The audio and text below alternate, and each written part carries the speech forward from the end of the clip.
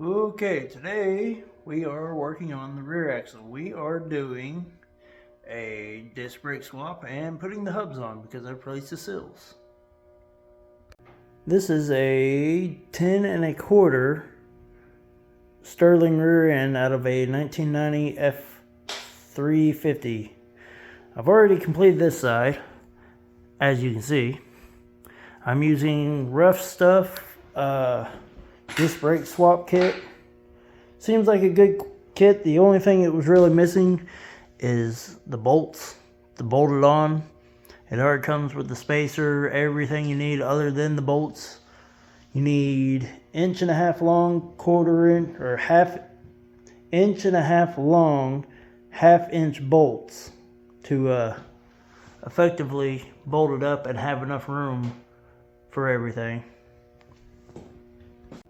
Some of the tools you need is a 19 or a 3/4 inch socket and wrench for your bolts for the flanges.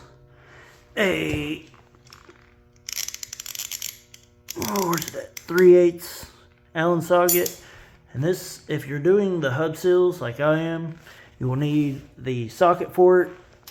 Is for specifically for that.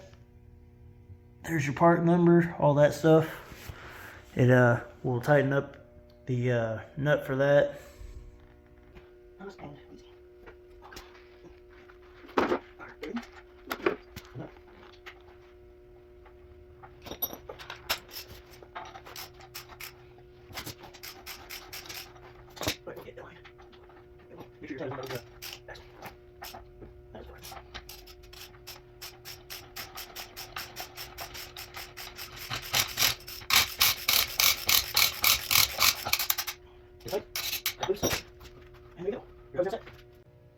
Okay, next we have the bracket and the spacer. In the description it says you may or may not need this. I've already test fitted the other side. I know we need to put it on. It's fairly simple. Make sure your notch lines up here, like so. You'll definitely want to test fit to make sure it fits. Take your 1/2 inch bolt that is 1.5 inch long. I always recommend a pinch nut so you don't have to worry about it backing off. No, I'm not using washers. I really don't care. It's my junk. You can build yours how you want. I think it'll be alright. And I'm putting it on backwards. Make sure your spacer goes in between. You need the spacers to make sure your offset for your brake caliper is correct.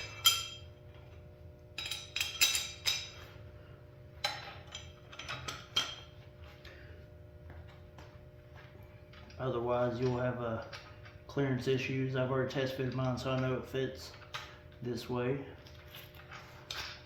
Technically speaking, if you wanted to, you could weld it. I'm just going to bolt it. I think it'll be alright.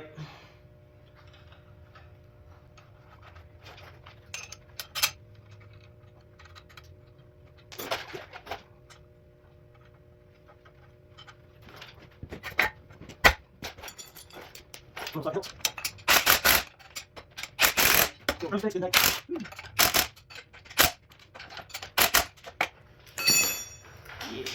Let's put the rotor on. I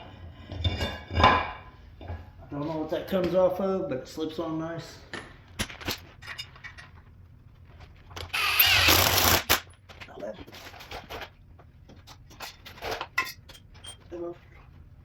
Go.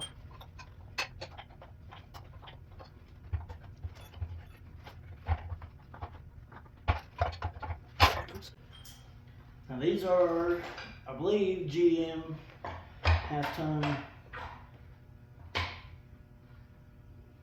believe they're GM half-ton front brakes off of like a square body, I believe, but don't quote me on that. This was a pre-assembled kit. That's just what they look like. They're a single pot. And simply tighten your bolts.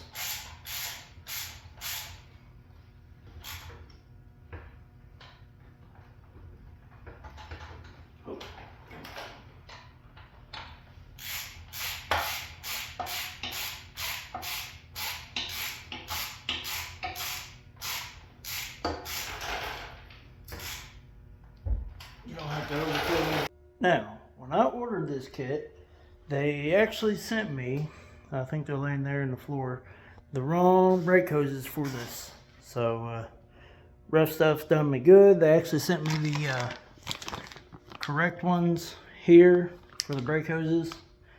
So that's good on them. They actually sent me the correct things, realizing they made a mistake. But that's all we have left to do. I didn't get the full kit that runs all the lines, braided lines for it. I'll just make my own. I'm not too worried about that, but you can order the full kit, I believe. Alright, lastly, you need to mount up your hose. It comes with this little tab here that you can weld onto your axle. Go ahead and put this on.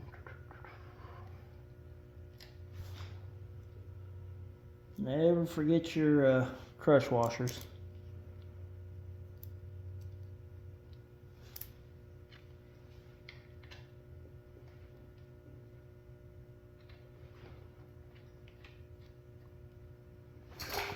It is a, I'm using 11, but you can also use a 7/16 socket.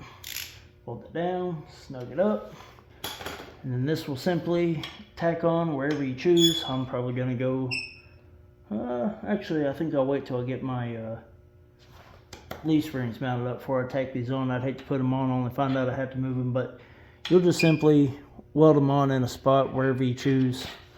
I left this tab down here so I can actually mount it like that, but I'll probably move them up to the top of the axle, less likely to snag something and rip a brake line off. But yeah, that's the basics of installing a disc brake swap on your 10 1/4 rear.